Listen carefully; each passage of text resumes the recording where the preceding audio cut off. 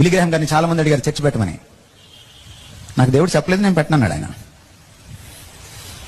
50-60 సంవత్సరాలు కేవలం స్వార్థికుడిగా జీవించి స్వార్థ మాత్రమే చెప్పి చచ్చిపోయాడు ఆయన.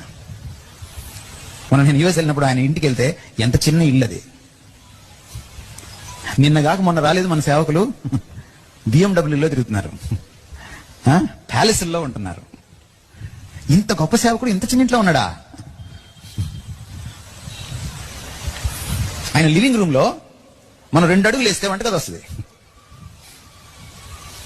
ఈరోజు మీరు ప్రపంచంలో ఏ సిటీకైనా వెళ్ళండి, ప్రపంచంలో ఏ సిటీకైనా వెళ్ళండి, అక్కడ బిల్లీ గ్రాహం పరిచర్య ద్వారా మారుమనసు పొందిన ఒక్క వ్యక్తి అయినా మీకు దొరుకుతాడు. ఇది సేవ. ఎందుకు ఇప్పుడు ఇవాంజలిస్టులు లేరు? ఇవాంజలిస్ట్ కానుకలు ఇవ్వరు. ఎందుకు ఇప్పుడు దేశ సంచారం చేస్తూ ప్రసంగాలు చేసే ప్రీచర్లు లేరు? వాళ్ళకి కానుకలు ఇవ్వరు. ఎందుకు ఇప్పుడు అందరూ పాస్టర్లు అయిపోయారు?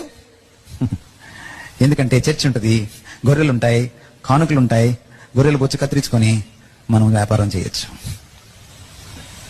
అదేమిటో గాని ఎవరిని సేవకు పిలిచినా వాళ్ళు సంఘమే పెడతారు, ఇంకేం బెటరు.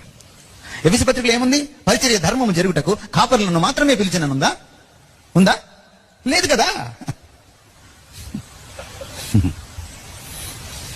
సంఘాలన్నీ ఇలాగే ఉన్నాయి నేను చెప్పట్లా, కానీ 180 సంఘాలు ఇలాగే ఉన్నాయి.